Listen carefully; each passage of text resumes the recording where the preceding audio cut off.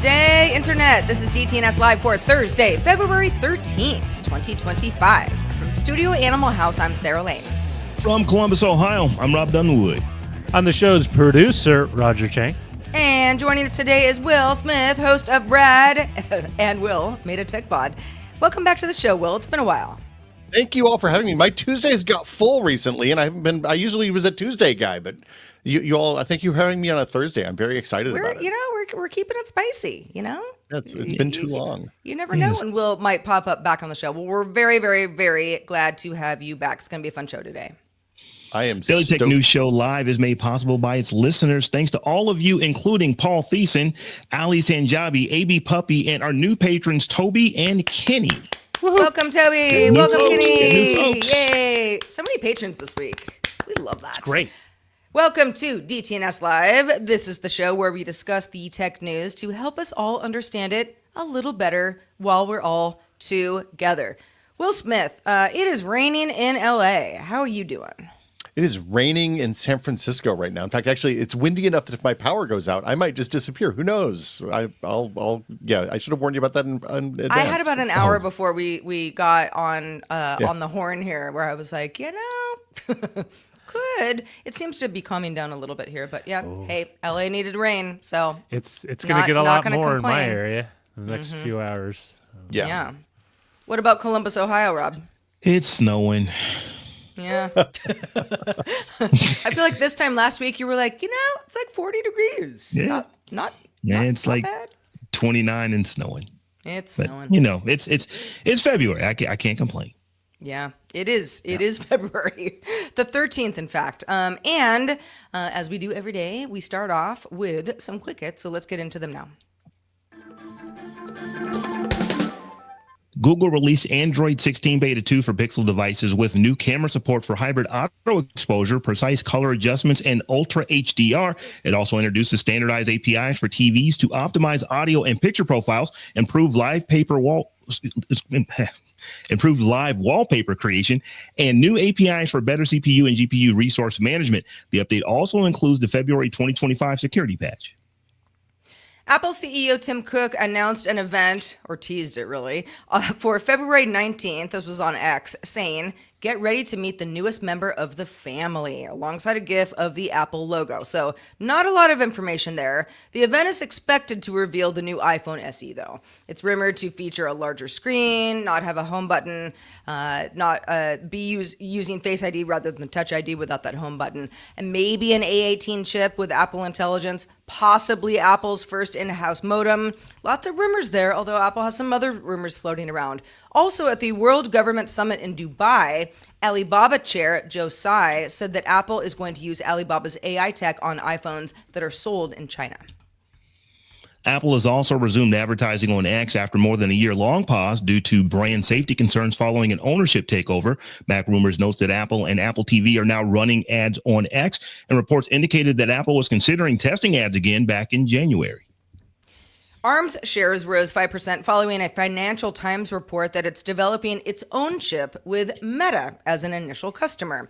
The move marks a shift from ARM's historically neutral stance as a supplier to competing chip makers, potentially positioning it as a competitor to its own clients.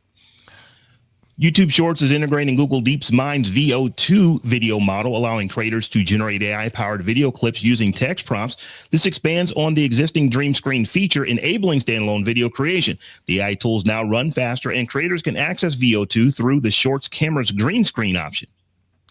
Honda and Nissan have canceled their $60 billion merger plan, which was crucial for Nissan's financial recovery and would strengthen Japan's auto industry against Chinese competition.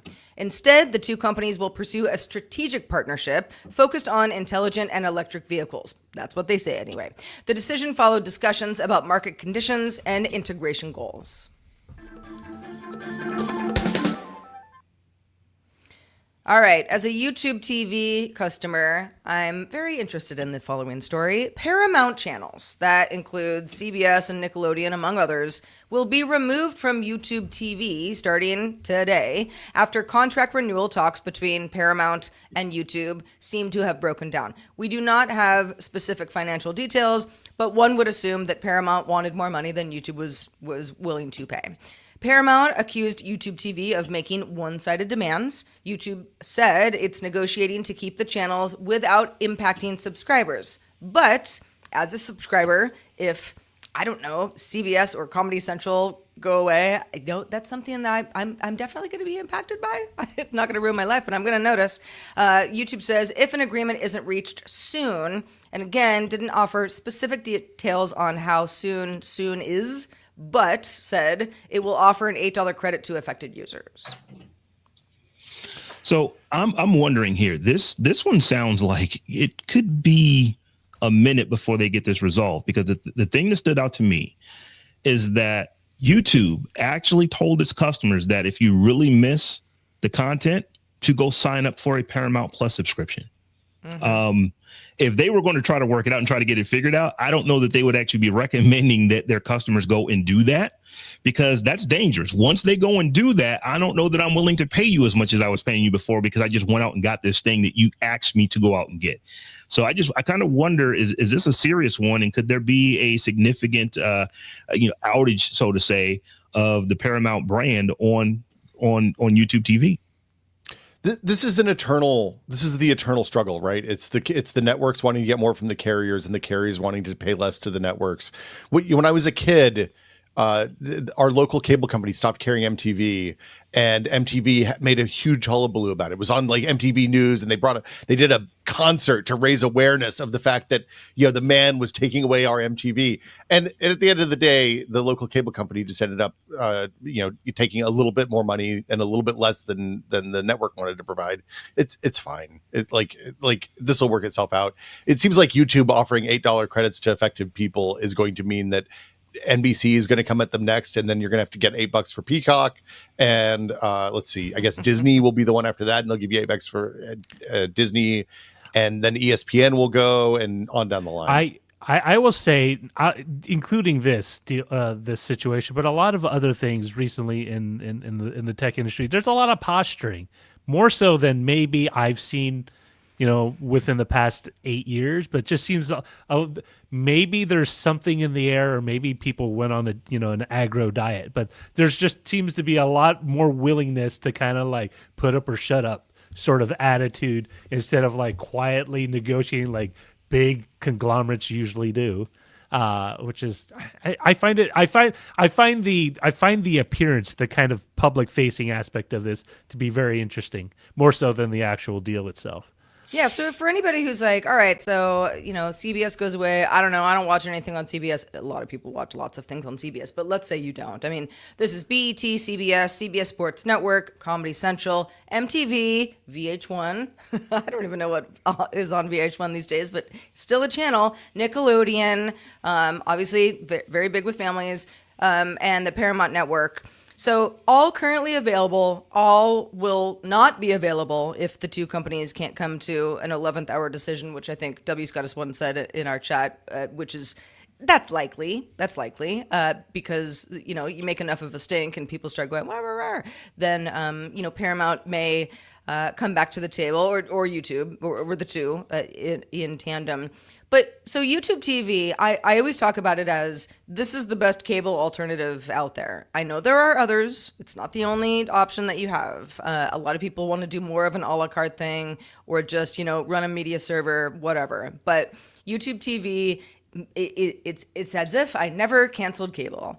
Now, it used to be $50. When I first signed up, I was like, this is I'm running away with something, My cable subscription was over $100, and this is less than half of that. And it's crept up, right? So now, as a new customer, if you can prove that you're a new customer, you're paying, I think, $70 for 6 months, then it goes up to $83.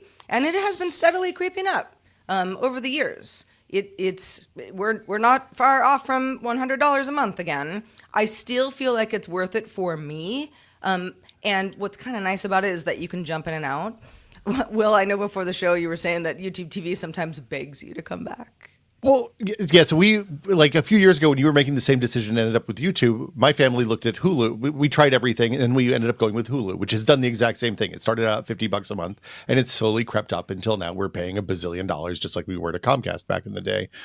But YouTube is weirdly passive aggressive these days. When I log into YouTube, sometimes it's like, hey man, you can get your TV here too, and it's really good. You should try us again. I'm like, I did try you. I tried you again a few years ago. I'm good. Leave me alone.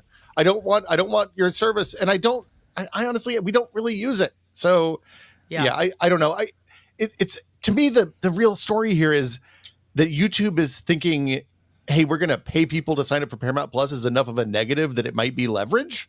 Like, is that where we're at with the streaming services? Like realizing that making their own content and having a fixed number of subscribers is a lot. Like, I'm sure you guys have talked about it, but the stuff like Disney is making content that they're now thinking they're just going to sell straight to Netflix because it's more effective. They make more money that way than dumping it onto Disney Plus. Like we've messed this up at an incredibly high level already. And it's not even been 10 years.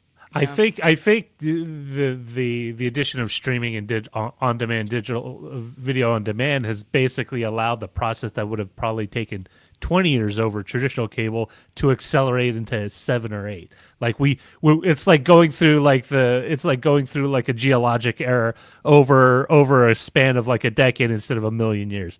And it's funny you say YouTube sort of have this passive aggressive approach, because if you look at what they're trying to do with Paramount, it's super passive aggressive, right? Yeah. Like, we're going to give you $8 for the tier that has ads on Paramount Plus.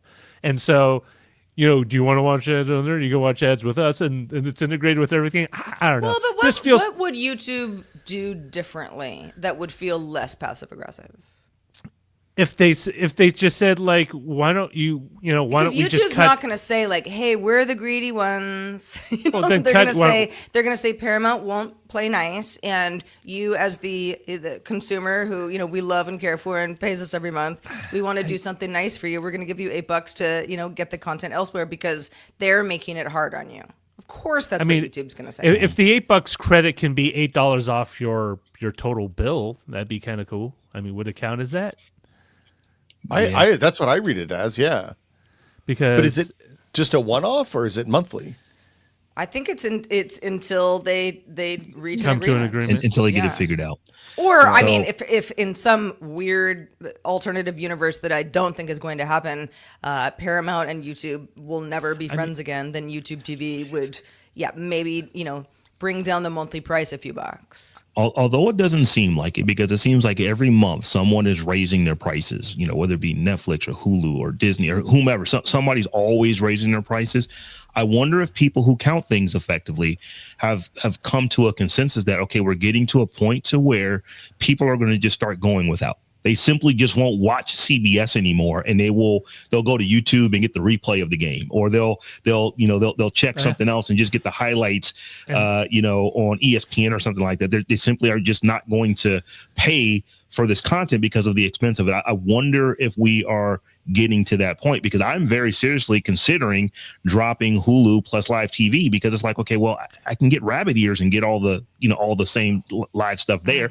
It's not going to, I can't watch it whenever I want, but I could probably go out and buy a device for, within a year's time, it will pay for itself to just record, record local stuff over the air. So I think that they're getting to a point to where people are going to start thinking like that, because I'm getting tired of just every month something else costs more. I think you're onto something, Rob, because we had that discussion a few days ago about YouTube being the primary living room, sort of like the visual experience. That's YouTube, not YouTube TV. That is correct, but YouTube hopes that people will just sort of conflate the two at some point, where they can just say, hey, we're in a position where we can assume that Paramount's going to be in a more desperate position than us, in a few months' time, and maybe they'll come back to the table to negotiate. Well, and then the other thing though is like the thing that the tech world is great at is racing to the bottom, right? It's like if we look at it and look at what like Google did to ads on the internet over the last 25 years, they've made an ad go from being worth $75 in 2000 for 1,000 views to being a 75 hundredths of a cent, and like they're doing the same thing with TV, and the TV people have realized what's going on and they're fed up with it, and they're not playing ball anymore. So I don't know. I think you know, I don't know whose side I'm on here, but I think no matter who it is, we're the frogs that are being boiled at the end of the day. So Good analogy. All right, Rob. Meta went through another round of layoffs. Certainly not the first or last time this will happen. Meta has had several rounds over the last 5 years or so, but this one's a little different. It's a little different. On Monday this week, Meta started a round of performance-based layoffs of roughly 5% of the workforce, what the company did announce back in mid-January. Meta CEO Mark Zuckerberg in a memo told staffers that the company had, quote, raised the bar on performance management, end quote, and was planning to, quote, do more extensive performance-based cuts, end quote. Many employees, however, who are part of the reduction in force this week are confused because they were laid off for performance-based issues when their performance actually met or exceeded expectations. LinkedIn is full of reports from terminated employees who were never put on performance improvement plans, never given corrective feedback about performance, and in some cases, even given raises and promotions right before their termination. So my question for you guys is like, should a company like Meta be giving people or should be laying people off for cause when they didn't actually have cause before they laid them off? It's like, you got a promotion last month and now you're being laid off because, for performance. Those two just don't jive. I mean, if somebody wants to say like, I am going to file a lawsuit against Meta, that would be one thing, and I'm sure this is going to happen. Otherwise, I guess my best guess is that Meta's trimming the fat, so to speak, and saying, well, yeah. Let's say it's me. Yes, Sarah, you've just been laid off and you did just get a promotion and your last performance review was super solid. You got, 10 out of 10 across the board. But the person who was reviewing you wasn't doing their job correctly. So, this is all sort of moot. I think Meta will probably just say, yeah, we're just trying to be a leaner company. And there were a lot of people who were supposedly performing well and looking through a sharper lens, they weren't.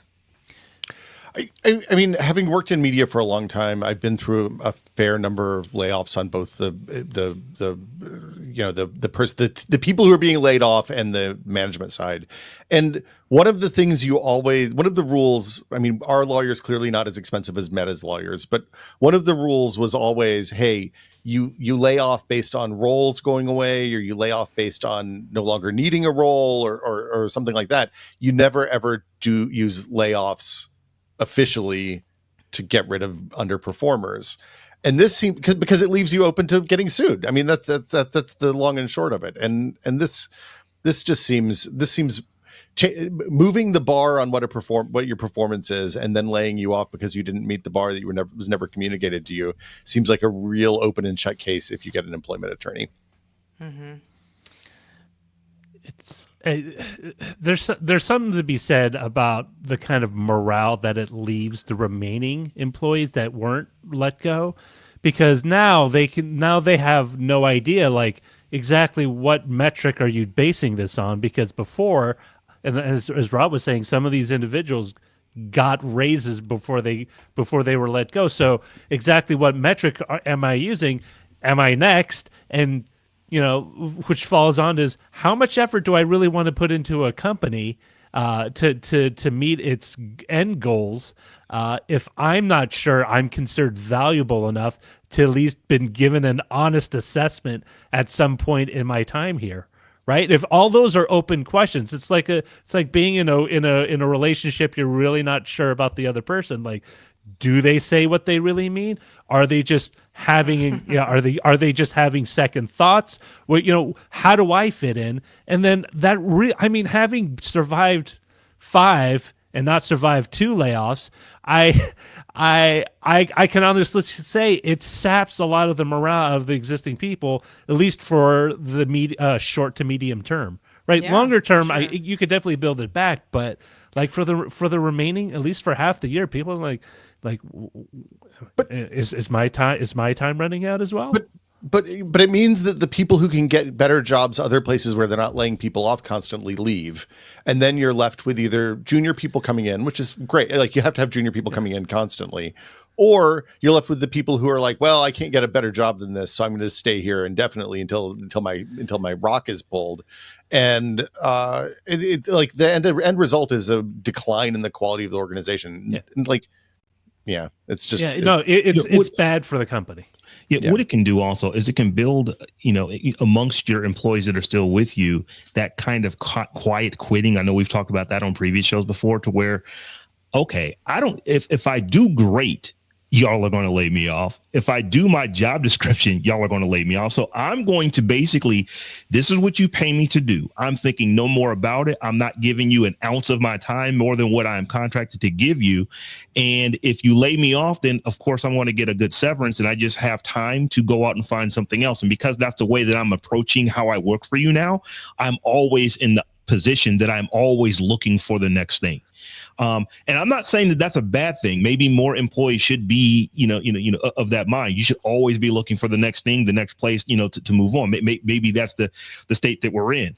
But treating your employees like this from a meta standpoint is not helping them at all with employee morale and making people want to work for you. I think that you're going to, ultimately, and maybe this is, who knows, maybe this is what Meta wants, but you're going to have a workforce who simply is just there for the check and nothing more. It's like, you give me my check and I'm going to give you the time that you gave me on the check. And that's really what it should be.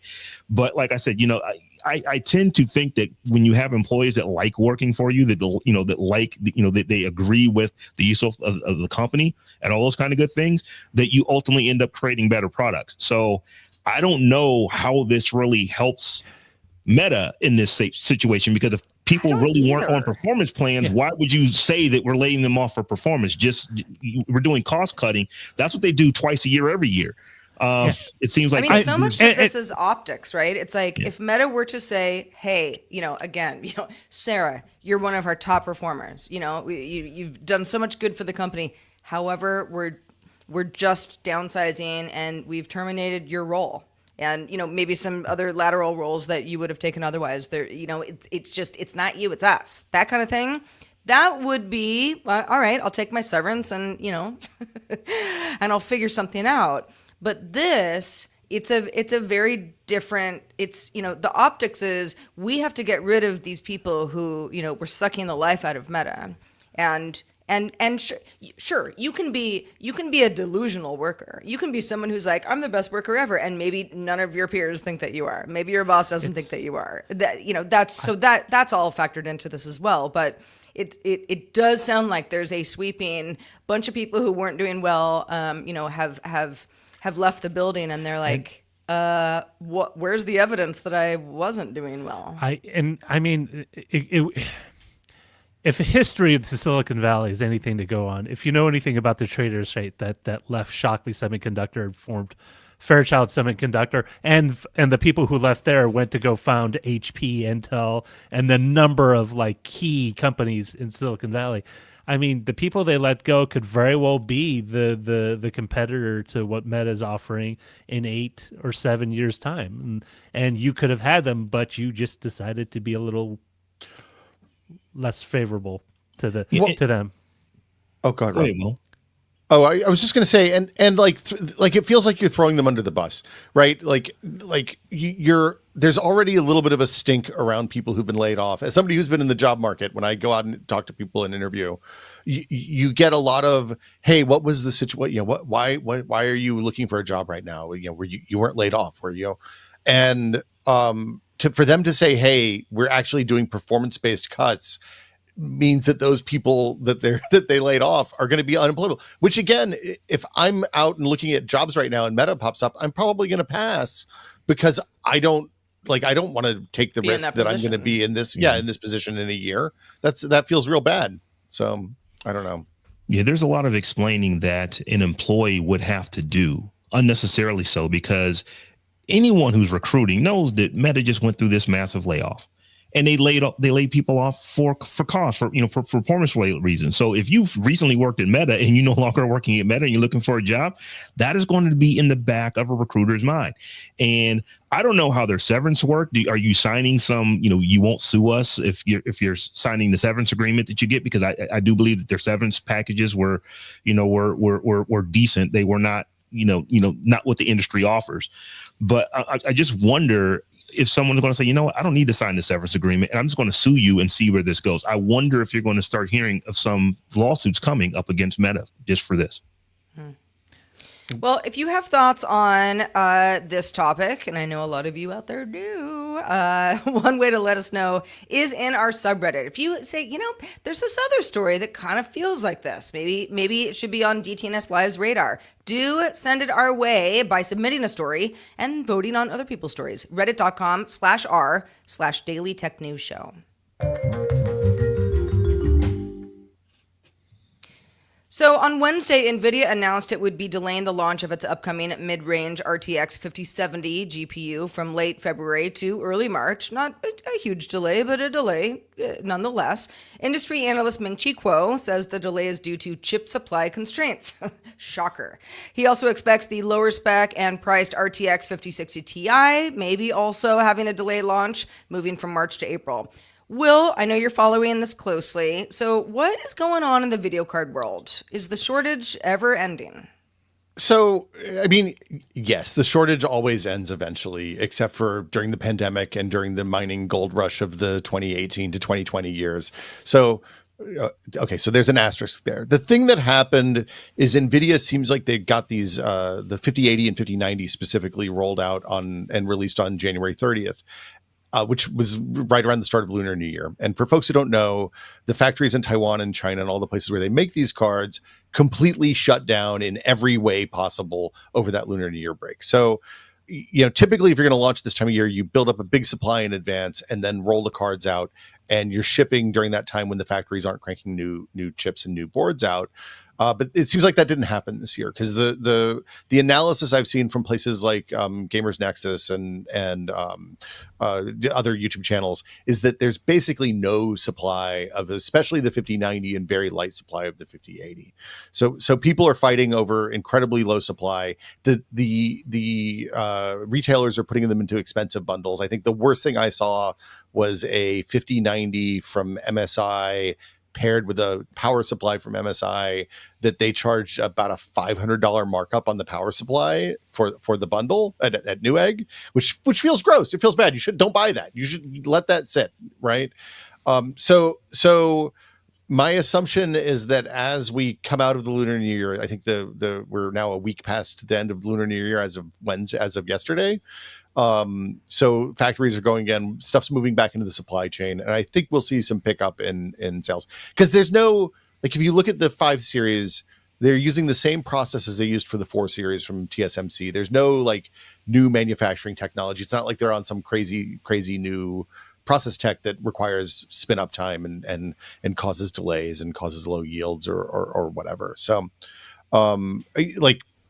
ask me again in 2 weeks, I guess. The other thing is there's always high demand for these cards. So there is competition right when they roll out. But I would guess within 2 or 3 months, we'll see boards available at retail and Best Buy and places like that. So, like, if I were in the market for perhaps a 5070, would it behoove me to aim for like the summer or the fall? Like, realistically, like, I could, and when I mean buy, I don't mean just availability. I mean, I'm not getting some crazy scalper, upmark where they charge you a 60% premium because you and 5 other people that were standing outside of Micro Center when they were trying to sell these totally missed out. Because it does have a lot of that feel that they had around with the 40 series launch, where it's just crazy that people were just buying up a huge supply and then selling them on an eBay for a hefty sum. Yeah. The thing to remember, the 5090 especially, but also the 5080, which is 5090 is a $2,000 card. The 5080 is a $1,000 card.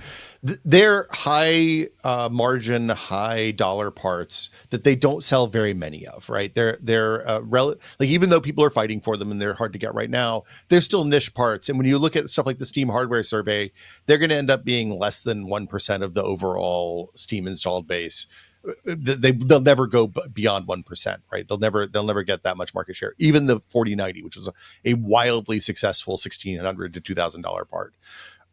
So yeah, I mean, if you wait, my guess is that by the time we get out of spring, get into spring, by the end of March, we'll start seeing 5070s and 5070 Ti's. The 5070 Ti is a $750 part. It's the only one that Nvidia is not doing a Founders Edition board, which means they're not doing their own board design. They're just leaving it up to their AIB partners. And I assume that that's because that's where they expect kind of the sweet spot in terms of margin and volume to be for those add-in board partners. So like I don't know if I can talk about this. You should expect to see reviews for those relatively soon and really availability shortly thereafter. And then the 5070 is the one that got delayed, is my understanding. So, Will, these are some very expensive video cards. And, it used to be a time when I would think a video card, I think that somebody's want to stick it in a gaming computer and have really, really nice graphics. But are the people who want these, are they using them in gaming rigs, or are they using them for other things? So some of them are definitely using them in gaming rigs, but there was a period of time where they were very popular for mining Ethereum and other types of cryptocurrency. These days, it seems like the bulk of the market, especially for the higher end 5090 card, is for people doing AI work, because you can run an enormous number of models on the 32 gigs of RAM that's in a 5090. It's a little bit slower than running it on a cloud, giant cloud GPUs that Nvidia sells into data centers. But it's still way cheaper per token generated or per query or whatever metric you want to use to run it locally, assuming you're buying these cards at more or less retail price. The model, and just to be clear, Nvidia has structured their model line, their configurations, so that you can't really use a 5070 for the AI stuff because it only has 12 gigs of RAM, right? You don't have enough room in RAM to hold anything but the kind of barest, stripped down, smallest number of factors AI models on those cards. You really want to get the 5090 and maybe even run multiples if you're running like high-end data analysis and stuff like that on large data sets with those cards. So it does AMD have a leg up in terms of like, hey, AMD is going to have availability, and they're definitely not targeting the high end. They're targeting the mid tier. I mean, is this an advantage for them to say like, hey, we have the cards, they're competitively priced, and you can find one? So maybe, right? They were going to announce cards at CES. They did announce cards at CES, kind of, and then they said, hey, we're going to have more to show in March, right? Which was I don't know if that counts as a delay, because I can't remember if they actually said anything in advance, but we were expecting to have announcements at CES for that.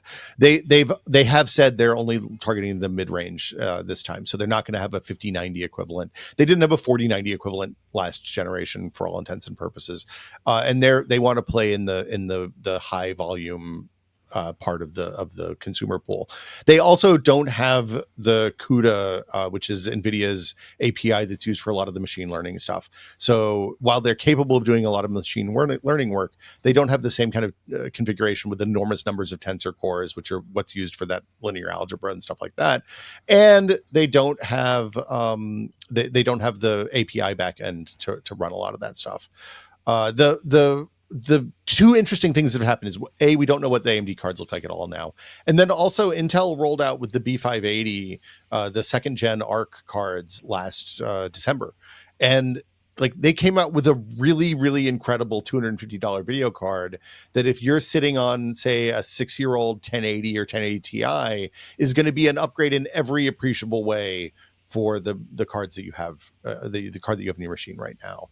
And like they're competitive in a place that neither AMD nor Nvidia have really cared about for the last few years. And like, I mean, to Rob's point, when we started talking about video cards 20, 25 years ago, $250 was a crazy expensive video card, and now we're in a place where like I'm by like the 5090 that's in my machine right here costs more than my first 2 or 3 cars put together. So maybe that's just a testament to how old I am rather than and what they do now card. versus and inflation. What they were. Yeah. Yeah. The other thing that we should talk about though with the 5090s especially is Nvidia switched to this 12 volt 2x6 12 volt high power connector. They used to call it the 12 volt high power connector, and they've made some upgrades with the PCI SIG, and only Nvidia is using this at this point. It's part of PCI 3.0. Or sorry, PCI 3.0, which determines the power connectors that come with your power supply. But there've been problems last generation with these things melting, mostly when people didn't insert them far enough into the plug. But we're also seeing Gerbauer over on YouTube has done some good stuff with reports of cards that are melting, because these are delivering, I think, 575 watts through this 12 volt 2x6 high power connector, and like they're small thin cables. They're getting really hot. There's a lot of concern. There was a good post on Reddit this morning from somebody who purported to be an electrical engineer talking about what the actual issues are and why this is a concerning thing. So it's not just that they're too hot to buy and you can't get them and they're on fire from a retail sales standpoint. Some of them are actually, they're not catching on fire, but they're getting dangerously close, let's say. So waiting and seeing isn't going to hurt you at this point. I will wait and see. But I'm gonna save my It's nickels. not going to hurt you. Yeah, the 5070 isn't going to be it isn't drawing enough power that's going to catch on fire. It's just that's all. That's the max. That's slightly more than the max I can afford. But yes, that is the max I'm gonna go with. Well, Roger, I know you wanted to talk about batteries today. Thankfully, it's not about batteries catching on fire, because that would be a very different story. But more about battery recycling and why it might have more benefits than we realize. So the UK clean tech company Lithium has claimed that its eco-cathode technology has allowed it to recover up to 97% of the lithium and 99% of the graphite used in EV batteries when you use lithium phosphate batteries. Now, last year, the company sent the output of this process over to the Imperial College of London to kind of confirm the in-house studies that they did with the process, and the testing confirmed Lithium's own findings that the recycled EV battery materials that they got from this process could match and in some cases exceed the performance of the virgin mine materials. So if you got the same lithium out of the ground and you processed it and then you send it to the battery factory, the recycled lithium would be of equal or better quality. And the How advantage would it be better? Well, because it's already pre-refined, right? You've already processed it, I see. so you're not dealing with a lot of the issues that you do, which is why lithium is processed in the first place, right? So Stanford did a study on this, and it found that recycling lithium-ion batteries tends to emit 58% to 81% less greenhouse gas emissions, use 72 to 88% less water, because you need water when you dig stuff out of the ground and you need to get the ore out, and use 77 to 89% less energy. And now the advantage with this is that once you pass your base load of materials that you need to supply a market, you could conceivably not require new stock, but rather take old batteries and recycle them and generate new batteries. And it doesn't even have to be straight recycling. You can actually reuse the battery. Say you use 60% of a battery pack's life, you could conceivably use those batteries, because they're also, if you ever pull them apart, they're cells much like a AA but slightly bigger battery, and you could reuse those in vehicles that need less range, say like an electric forklift or something that just needs to run through the city. And that way, you don't need to constantly find and source material, because it brings up a lot of cost, environmental, as well as geopolitical issues. And it's not to say that you can do that now at this point, but it's definitely something that needs to be sort of planned for in the mix in this process. What do you think? I mean, it seems like this could be, could be industry changing. 99% efficiency on reclaiming stuff, and even being more efficient once you do it. That sounds like a plan. Now, I know that depending on where you live, in the world, that you may either be really into electric vehicles or maybe not so much right now. But I think globally, batteries that run cars are going to be the way of the future. So if you can, instead of having to go dig holes in the ground and find these things that actually have the name rare earth metals, rare earth minerals, and use the ones you've already dug up out the ground, that would be a very, very good thing, particularly when it's so efficient to reclaim it from a recycling process. And then the recycled material actually is more efficient than when you take it out of the ground in the first place. Yeah, I mean, I don't know. I can't really think of anybody who's like, nah, I just want a new battery. If the cost couldn't come down for the consumer, not saying that that's going to happen here, but certainly for the manufacturer it will. Recycling batteries has always been, it's a hassle. It's something that you got to do it. You got to do it right. If you don't do it right, you're not doing the right thing. But if you do, you're a good Samaritan, pat on the back, and that's the end of it. If we can all get more and better batteries out of this, that really changes the perception altogether. And I don't want to give the impression that EV batteries aren't being recycled. They are.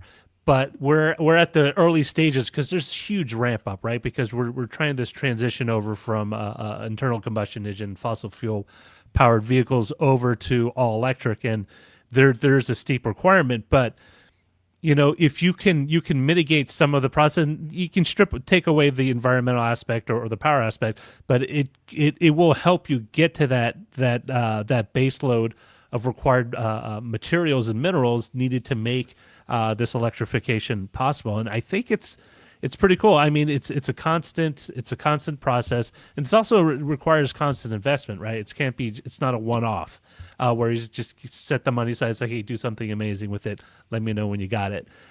You constantly have to invest in research, but there is a payoff, and I think there will be a stage where we no longer will need to constantly just mine stuff. I mean, think about aluminum. We recycle aluminum cans that get turned back into aluminum cans. Glass is another one. Steel's never wasted unless it's like, a little nail or a screw. But plastic, TBD. Paper, paper recycling. Paper, very much so. Yeah. I'm collecting a lot of plastic in my liver right now. It's in there. It's helping filter things out. It's good. It's good to get more sources for lithium reuse. This is for the rare earth reuse. This is a fantastic thing. Like the big thing that prevents more lithium mining in the U.S. and the reason this happens in China is that nobody wants it in their neighborhood because it's kind of an environmental disaster. The rare earth mineral mines. Yeah. I mean, I know the term rare earths sounds like they're hard to get. They're hard to get, but they're abundant. They're just very thinly distributed. So you need to process a lot of rock and dirt to do it. And we used to do it in the U.S., except that was like Will just said, it was an environmental, not a catastrophe, but it had a huge environmental impact. A lot of impacts. Which is, yeah. And so, you tend to farm those out to countries with laxer rules, where maybe they can process it in the area where no one lives. But it is a very dirty process to do, and anything to help that can limit that, I think, is great. And I think it's one of those things like we use a lot of lithium in just our laptops or phones, and I try to consciously when I have an old phone to take it apart and like recycle the lithium by dumping it into the little lithium used cell phone container. Well, it used to be at Home Depot. I don't know if it's there anymore. I was afraid you were going to say I'm going to take it to the ocean and just huck it in the water so that it's back Earth. Take it back. No, but it's just recycling is such a key part of the process, and I think it's only getting better. And one of the things I tend to depress myself with when I think life is going too well for me is to read up on how much e-waste is generated annually, right when we discard our phones, we discard our computers, and I'm constantly looking at ways that I can either reuse or recycle the stuff I have. And this is I think is great news. Yeah. The last time I moved, I had been carting around just a variety of MacBooks and iPads and I'm not being like, oh, I had so many computers, but it was just old stuff. I wasn't going to get any money from anybody for them. And I wanted to responsibly recycle. And I mean, what other choice did I have besides just like putting them in the closet in my new apartment? And I dropped it off at the place, and I was like, okay, well, hope they find a new life somewhere. But we have precious few details about that stuff, and I think the more we understand about how recycling works, how it can work well, how it can work better than it does right now, it helps the rest of us kind of be part of the process and feel like we want to be part of it. Yeah, and it's shameful if a lot of people really don't understand how this stuff is processed, and if you do recycled, it's heartbreaking because you're often taking it to areas with the most vulnerable populations because they need the money, and they're recycling and processing this stuff in relatively unsafe ways. So it's just having something, having a process that is both clean, low toxicity is great. Indeed. You know what else is great? The people who email us. So let's check out the mailbag. So Paul had some thoughts on our discussion last week about Google's ad for the Super Bowl involving misleading stats about Gouda. You guys remember that Gouda was like 50, 60, 70% of all cheese. Everyone's eating Gouda cheese. So Paul writes, I need to back up Roger on his point. Google has made a name for themselves as a place to go to find answers. It can only hurt their brand recognition that their premier AI product presenting easily falsified information actually happened. Now, here's the thing about this. Gemini didn't actually present the falsified information. Their deep fake of Gemini did, which makes this even so much worse. Yeah. This is a commercial where like someone was had a long night and like reviewed it at 8 a.m. and was like, yeah, it's good. Yeah, this is good. Yeah. Yep. So Yep. good. Thumbs up. Hopefully pure. Good performance review for you. Swiss. They said Gouda. But this actually goes back straight to the meta conversation. Like, we're in a stage where a lot of people, maybe not give the majority of the weight of how they conduct their consumer lives, but they do think about it. And if you're using a product that sets out a commercial that has questionable authenticity, it sort of calls into question like who's exactly running who's in the wheelhouse steering the ship.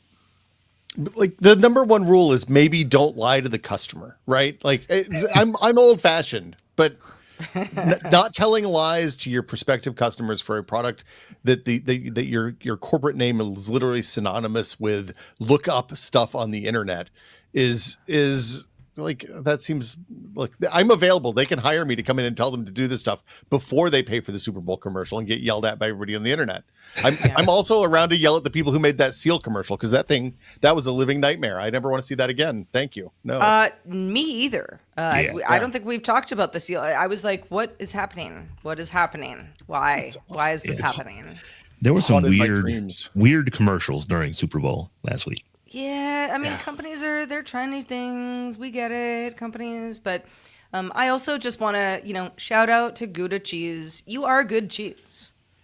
Oh, not that many people are eating you, but you are good cheese. It's a little soft for me. Okay. Gouda's a top 5. What about smoked Gouda? Oh, on a Triscuit? Yeah, smoked Gouda is I mean, this is the thing. I'm not a cheese connoisseur by any stretch of the imagination, but I do remember the whole thing of the softer cheeses are a little more fatty for you, and that you should steer yourself toward maybe the harder ones for. I get it; it's a health thing, but I prefer Swiss. Look, if you're eating cheese, I know. Don't think about how fatty it is, Roger. Just just get enjoy in there and cheese. Yeah, just enjoy what Mother Nature's processed through the enzymes of a goat's I mean, triple cream. I know that's not good for me. I'm still eating it. Yeah. I fully expect to see Roger is not a connoisseur of cheeses in the titles. Oh, you know our audience too well, Rob. Remember, if you do have thoughts on cheese or anything that we talk about on the show, even tech, you can send it our way. We'd love to hear your feedback. Feedback@dailytechnewsshow.com is that email address. Will Smith, you are just a gem among men. Thank you so much for being with us today, and let folks know where they can keep up with your latest. Yeah, I do the Tech Pod every Sunday. You can find it at techpod.content.town. We talk about usually a single topic and deep dive. It's everything from, like last week we talked about why everybody's so up in arms about DeepSeek. We talked about why my favorite mouse of all time is the Microsoft IntelliMouse Explorer, the first optical mouse, and why that turned out to be a real revolution in terms of PC hardware and the advancement of input technology. Again, it's techpod.content.town. And next time I'm here, I'll have a new newsletter to talk to you about how you can make your computer work for you instead of for Microsoft and Apple and Google and Meta and all these giant faceless multinational corporations. I think computers should work for us. It's an old-fashioned thought again, but that's what I got right now for you, Sarah. Thank you so much for having me. Of course. So let's head on over to dtns.showbot.tv and check out some of our titles. Let's start off with this one I kind of like. It's by Fred 819, Fired by Algorithm. Fired by algorithm. Yeah. Yeah, Meta Clinton didn't Woodward. say that the algorithm fired all these people, but there might be something to that. Maybe there's a guy there named Algorithm. Al Gore. Yeah. Ithm. BioCow submits Nvidia fire sale. Ah. Get it GPEG right. 84, the carrier game is hard to play. Also, GPEG 84, these cards are hot, really hot. Let's see here. Clinton Woodward, Paramount YouTube TV game of chicken. And Saray TW, this cheese is no Gouda. Oh, Where do we go with, Sarah? I knew it was going to get in there. We actually went with Clinton's Paramount YouTube TV game of chicken. Yes, that's a good one. It's a good one. Yeah. That's a good one. I mean, that's the game they're playing. So yeah, we'll see who falls off the ladder. Yeah. Will it be or wherever soup? you're playing your game of chicken, a ladder, Or will- balance beam, things that are easy to fall off of. Well, Will Smith, what are you doing the rest of this week in our rainy California Weather. situation? Yes. Yeah, I'm making sure my gutters stay clean and testing computer hardware, which is what I do a lot of the time. It turns out I'm looking at new video cards and figuring out how to benchmark things that no one's ever benchmarked before, as far as I know. So, Really? yeah, You're I didn't doing think the first yeah. benchmark of all benchmarks? Look, not of all benchmarks, but there are some things. There are 2 or 3 things left that no one has thought to benchmark before, and if you need me, I'll be there for that. So. That's fun. Oh, what if you could benchmark That sounds like a fun rainy pressing weekend tech? project to me. Yeah, I mean, look, it makes my office nice and warm, which is the other benefit of running an expensive video card in a tiny go. Northern California uninsulated house. So Yeah, as long as it doesn't catch on fire. look, we're riding the line. You got to here. toe the line, right? Yeah. We don't want it to melt either. You don't want any NVIDIA chip juice running out on your carpet. No, I mean it's funny. Like they have the concern is that the cord takes too much power, right? And they're in their driver app. There's a thing that lets you limit the power, and it says, "Hey, we've limited your power. You're only taking 70% of the power from the port now." As far as I can tell, it doesn't work. So if people are worried about burning their houses down, they're going to move the bar over. They're going to think they're safe, and then they're not going to be safe, and they're going to end up getting a new house built by Nvidia for them when they burn their house down with their $2,000 video card. It's a bad time. Maybe they can use that new world universe cosmos was that model to help the design. Omniverse, the Nvidia Omniverse, Omniverse. yeah. Yeah. Look, I watched that keynote at CES, and the only thing I could think of was I want to play this factory game. I want to design this. I want this. It's like having a version of Satisfactory, but real, and it runs on your GPU, and you get to design real life. It seemed like it would be really fun, but I was the only person who thought that, apparently. So anyway. It's Well- pretty cool. During the show, Roger, I hope we got some raises. That would make us all feel so sunny on this rainy day. Would it, Sarah? Would Yes, it would. it? Would it? Well, Ryan has met your desire, and he gave us a raise. Yay. So we got one, but Ryan isn't the only one. We in fact got a lot of support from our Twitch audience. We got PC Mousy, who cheered us on with 100 bits. They also resubscribed with Prime, and they've been subscribed for 51 months. Whee. Almost as old as my youngest daughter. Zoe Brings Bacon cheered us on with bits as well. And thank you so much for everyone else in the chat that's been sending out awesome titles for the show. Indeed.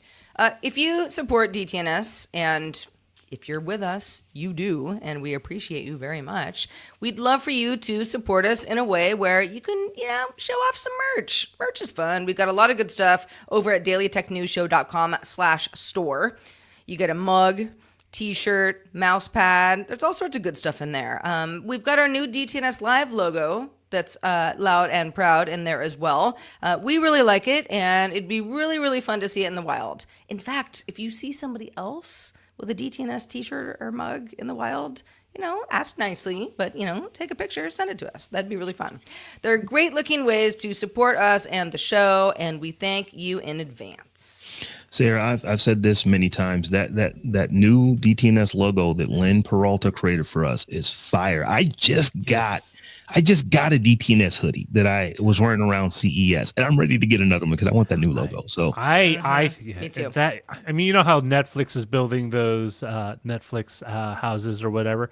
That DTNS logo would look so cool on the side of that. It would also. I was thinking like a car wrap type thing. I mean, yeah. I know I'm being a little crazy right now. But I would do that. That'd be. Yeah. People would be like, "That's a cool car. What is this?" And then I could be like, "That's my show. You should subscribe." that is a flex right there, Sarah. That is a flex. That is a flex. Indeed. Well, folks, you can watch us live Monday through Friday at 4 p.m. Eastern, 2100 UTC. You can find out more at dailytechnewsshow.com/live. We'll be back tomorrow. I'll be here. Sarah will be here. I think Tom will be here. So we'll see you tomorrow. The DTNS family of podcasts, helping each other understand. Diamond Club hopes you have enjoyed this program.